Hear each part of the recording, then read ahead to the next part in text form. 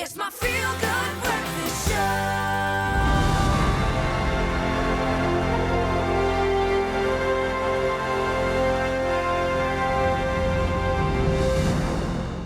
I always feel like that is a superhero intro. Did you see the new trailer for Thor? I did see it.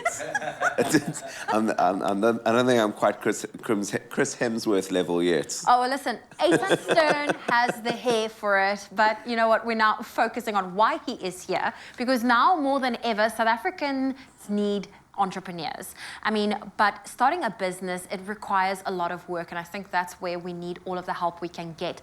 The amount of documentation, the legal requirements, as well as the strategic development can simply be overwhelming. Well, luckily, we have got Eitan Stern here to help you, and of course, this is another edition of So What Now, and we are calling once again upon the legal guidance of the man himself. He's also our friend and an expert in law, director at legalese.co.za, and he is back to give us some much needed advice on what to keep in mind when you're starting a business on, especially today, which is this day of World Creativity and Innovation Day. Eitan, it's always so great to pick your brain. Nice to be here. This is actually my favorite topic. This is literally what I do for a living every day. Okay, well, let's unpack this. If someone is now sitting here and they're like, okay, I've wanted to do X, Y, and Z. Sure. How can I turn this into a business? Yes. Where do I start? Okay.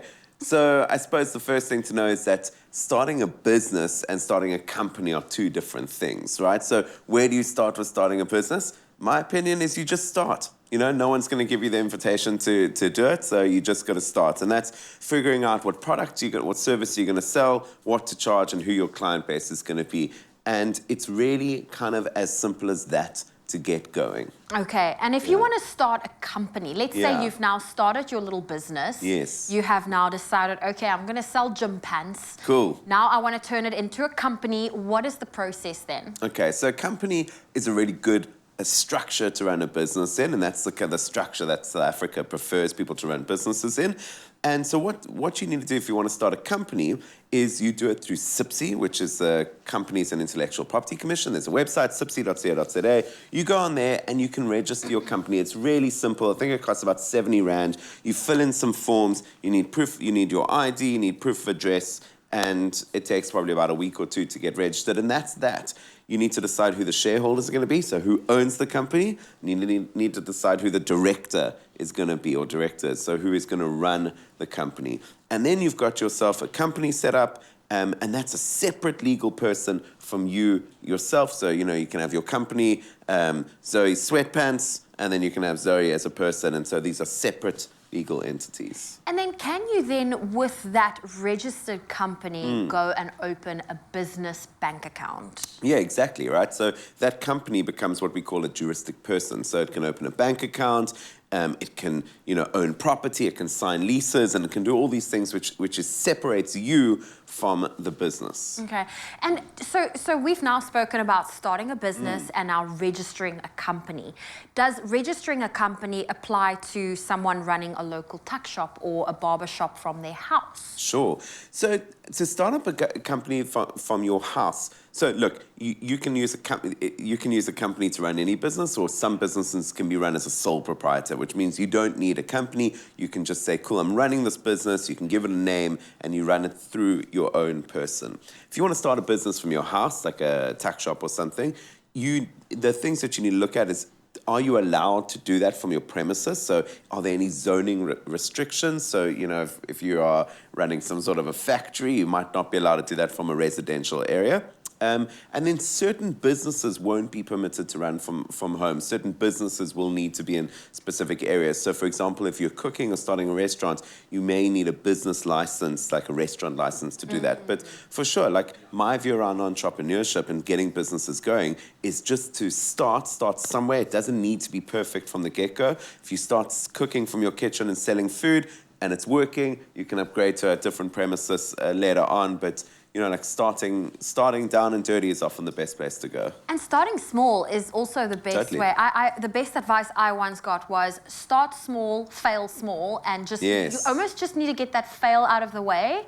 And then, and I'm not talking fail as in dirty, but it's just you need to, it's almost like once that's done, you're like, okay, I can do this. Yeah, it's certainly the way that I think about it and the way that we run our business. Like every project we do, we start small, you can test things out. What's something, do you know what's going to go wrong when you start something? Something's going to go wrong. So it's really good to test it out, start it small, get your first customer, run through the whole process, then you do your second, and on and on. Okay, well, Eitan Stern's not going anywhere in our edition of So Now What. We are talking about starting your own business, everything you need to know, including something I want to ask him is some of the penalties involved for not registering your business. Stay tuned to your Feel Good Breakfast Show. We have more with Eitan Stern. It's my feel good breakfast show.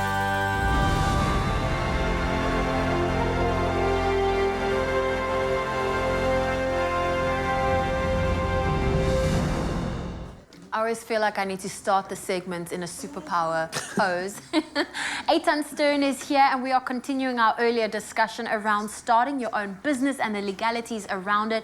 Now, Eitan is here. He is, of course, the founder and director at legalese.co.za. Now, earlier, I said to you, what are some of the penalties involved for not having your company registered or your business registered? Okay. Well, so you've always got a choice, right? You don't need to work through a registered company. You can operate as a sole proprietor.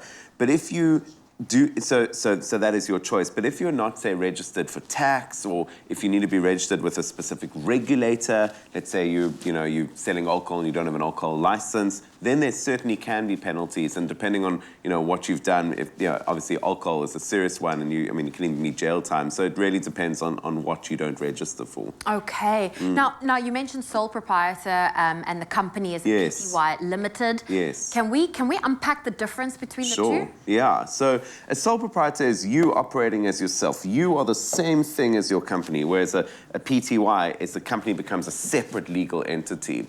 And now you might say, well, why would you want to complicate things and start a company? Let me just operate my business as myself. Well, there's certain factors you want to consider. So when you have your company as a separate person, any liability that your company lands up under is going to be the company's liability. So if the company fails and lands up in debt, no one's going to come take your house or your car. You don't have to pay the company's debt. That's the one big advantage. The other advantages will be if you've got business partners or staff, you can house all of that in this company, so it's a much cleaner structure than running it through yourself. So what we do when we decide whether someone should be a sole proprietor or a company is we just look at those factors. Are they employees? Are they partners? What's the liability of the business? And then we make a decision. And that is when you know whether you should register as a sole proprietor or a Totally. PTY Limited. Sole proprietor, you don't even have to register. You can just today get up and say, cool, I'm selling sweatpants and gym stuff, so now I'm, it's a business. You can name it Zoe Brown Apparel, and off you go, or you can, register a company and name it that. It's completely up to you. If you want to get your business going, start off as a sole proprietor, get going. If the business is working and it's, the money that you're using is getting a bit bigger, then register a company later. What are some of the benefits to, or the tax structures involved as a registered company? Because that's obviously very important to adhere to. Totally. So like the old saying goes, death and taxes. The only thing certain in life. When you got a business, you're going to have to be paying tax. And how does tax work? There's three major taxes you got to worry about. First one is income tax. Income tax is brilliant. If you're making profit, you've got to pay a portion of that as tax on your profit. If you're not making profit, you don't have to pay anything. Income tax. The second one is PAYE, which is this tax that you would pay on behalf of your staff. You'll pay as you earn. So if you've got staff, you need to be paying tax on their behalf. And the third major one to worry about would be VAT. And if your company turns R1 million in a 12-month process, you need to become VAT registered. It's not a choice. And then once you get to that point, go chat to an accountant about how VAT works. But those are kind of your three major taxes to worry about when you're starting a business. And what do you need to keep in mind, especially if you're going to be hiring employees and, what happens to them, especially if the employees you're now employing are friends and family that works for you? Sure. So no problem working with friends and family, but the most important thing is clarity with staff. And you'd be amazed how much non-clarity can kind of sneak in, especially when you're working with friends and family. You don't want to have the tough conversations. So the first thing to kind of think about are the laws. Employees have rights, and you need to understand, are those people people full-time employees? Are they part-time or are they contractors? And then the rights will differ. And the second thing is they need to have a contract, and that'll cover what you're paying them, how termination would work, what are their roles and responsibilities. So the more you can kind of direct clarity towards your employees, the better it's going to be for everyone. And if we are now talking to the business person sitting there with this brilliant idea and they're now listening to you and they're like, okay, I think I am ready to take this step, register on SIPC, you know, get that company going. Yeah. What advice would you love to give them, especially from a legal point, Sure. for them to always keep in mind to not eventually cut corners and get caught up and it catches up to them? Yeah, so the first thing I want to say is just do it, right? Like South Africa either needs 4 million jobs or 1 million entrepreneurs. Like this is an entrepreneurial society and there's so much possibility in this country. So my first advice is just do it. Second thing is you need to think about your business as and all the relationships that your business has. Staff, clients, employees, shareholders. Think about each one as you would any other relationship in your life. Like, is there clarity? Is there communication? Do you understand the terms of that relationship? And if you just think about each relationship that your business has, that is sort of what lawyers do. We go around, we manage relationships for businesses. So do that exercise, even draw it on a piece of paper, put your business in the middle, put all the people that your business relates to and think, do I understand this relationship? Is it clear? And if you go through that and you're ticking each one off, yes, I understand it, it's clear, everyone knows what's going on, you should be legally safe going forward. Oh, amazing. Well, Eitan Stern, it's always so great to pick your brain and hear your thoughts on this. Of course, make sure if you need any legal advice, he is at legalese.co.za. And of course, if you are thinking of starting that business, like Eitan said, just get going.